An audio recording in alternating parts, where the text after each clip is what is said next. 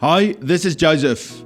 The Lord is speaking to me today, and He says, I'm taking you and I put you in the midst of darkness, in that place where there is the greatest oppression and fear and idolatry, and I'm calling you to rise up and to shine brightly as a light.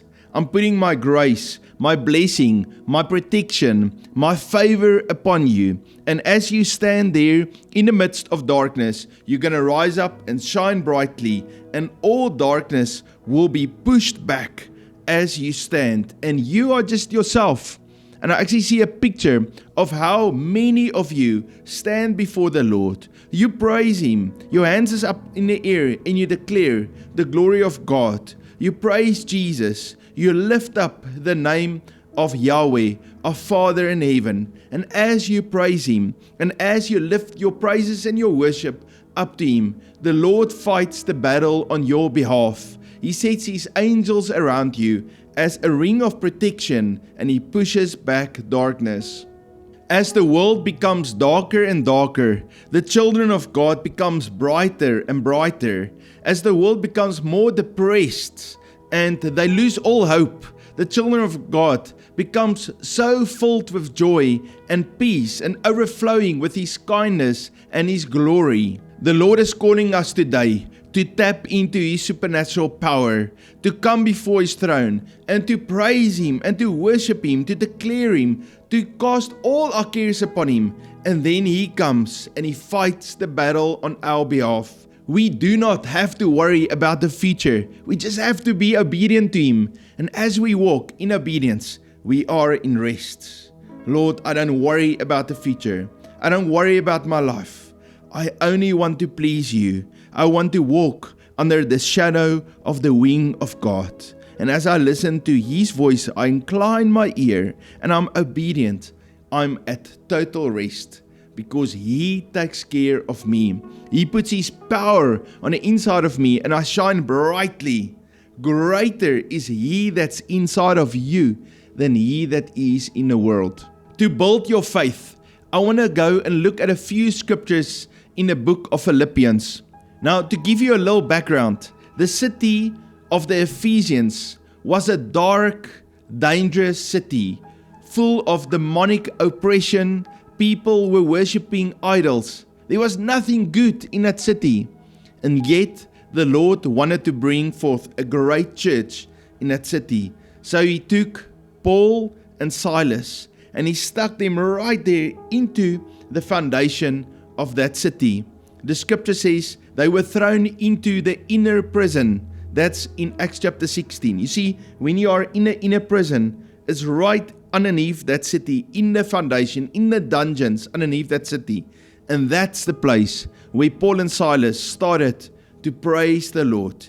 Yes, they were bound, they were beaten, they were hungry and thirsty. It was a terrible place to be in, but the Lord inserted them. And as they started to praise the Lord, the whole city started to shake, and there was revival. The prison guard got saved, him and his whole family. A church was established, and people started to serve the Lord.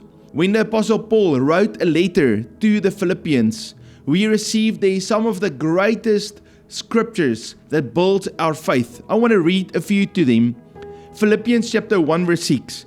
Being confident of this very thing, that He who began a good work in you will complete it until the day of Jesus Christ. You see, that scripture changes and transforms us. It gives us hope. That happened because God inserted Paul and Silas into the Ephesians. He shook up that foundations, and out of that church came some of the most amazing revelation. Paul taught them in Philippians chapter 1:21, for to me to live is Christ, and to die is gain. He taught those Philippians, let this mind be in you, which was also in Christ Jesus. And then in verse 8, He humbled Himself and became obedient to the point of death, even the death of the cross. And so that's that mindset that God wants us, to lay down our lives and to live for Him. He taught them in Philippians chapter 2:13, for it is God who works in you both to will and to do for His good pleasure. You see, God puts His desires in you and He aligns you so that you fulfill the plan He has for you. When you love Him, when you worship Him, when you praise Him, then He fights the battle on your behalf. He lines you up. You became like this gate for the river of living water to be released through your life. From the throne in heaven flows His river. It flows through your spirit, your soul, your body and out. And it changes everything around you. He helps you to will according to His good pleasure and His desire.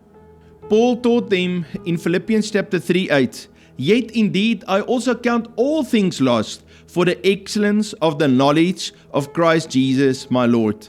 And then he said in verse 10, "That I may know Him and the power of His resurrection and the fellowship of His sufferings, being conformed to His death." You see, we die to the flesh and we live according to the Spirit. He puts His power on the inside of us.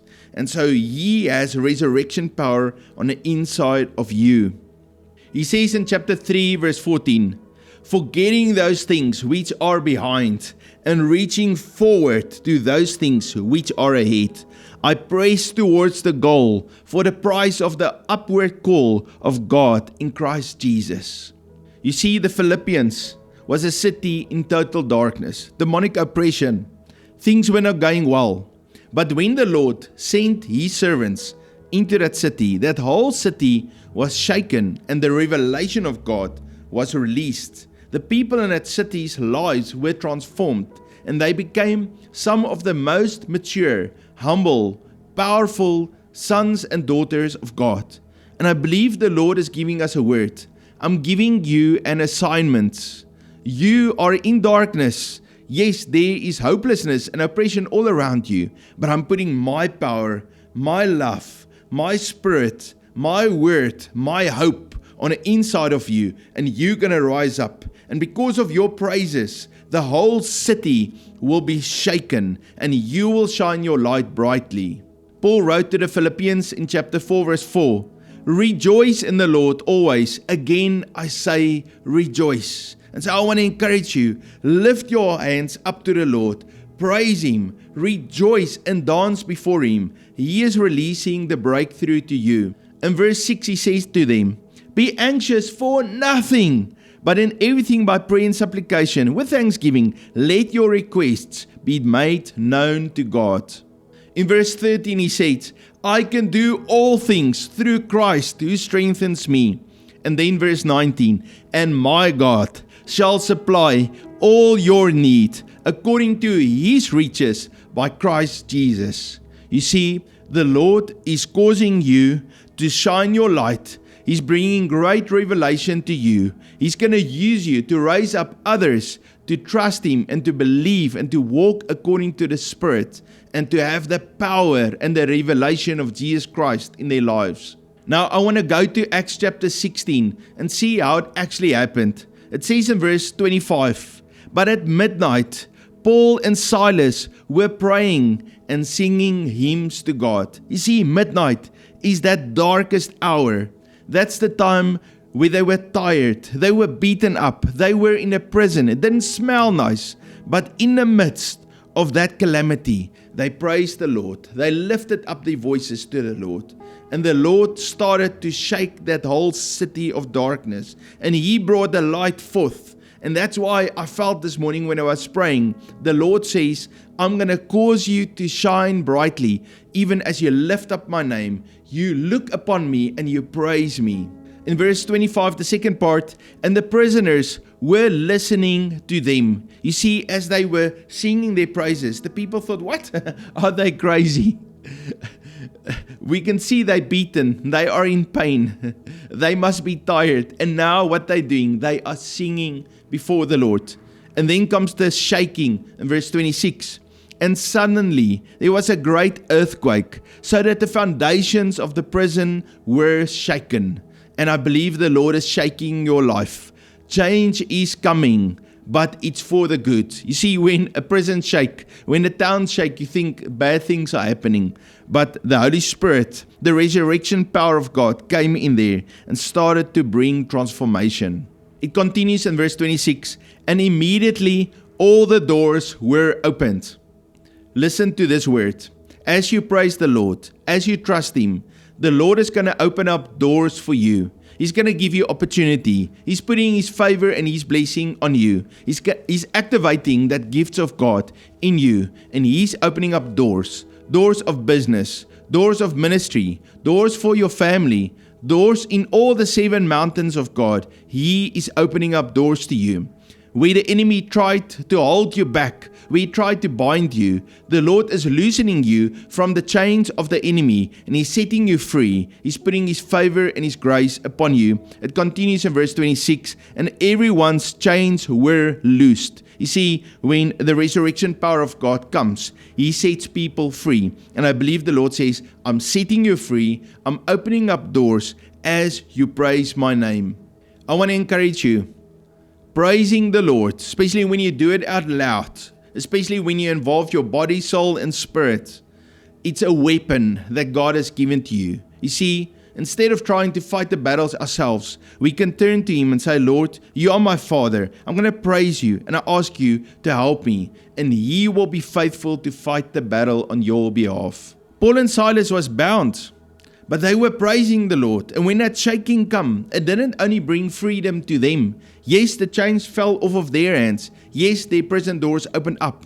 But do you know that all the prison doors opened up? All the chains fell off. Even the prison guard got saved that night. The chains fell off of his life also. He also came out of his own prison into the life of God. That whole city was transformed. Not only were the prisoners set free and the prison guard, but even the people in the city. You see, when you praise the Lord, it's not just about you and your family. It's about your whole community, because everybody is impacted when we turn ourselves to Him and He releases His resurrection power into us. Do not look at your circumstances. You see, Paul and Silas were in a prison. It was smelly. It was at midnight. And we might say, well, it's too late. Look where I am. Look at my circumstances. It's not possible. You see, when you start to praise the Lord, doesn't matter where you are, doesn't matter how bad things are, He will release His power. He will start to shake things up. He will open up doors. Let chains fall up. He will bring His love, His glory, and His transformation in your situation. The Lord loves you so very much. Let me pray for you. Father, even today, as we feel but we are in a dark situation, there's no hope.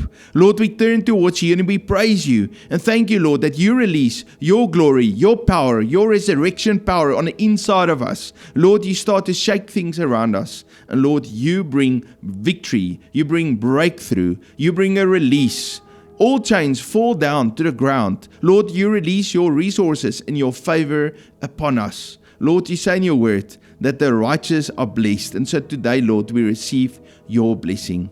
Thank you. Lord, I pray for each one. Lord, release to them wealth, health, and happiness in the name of Jesus. Amen.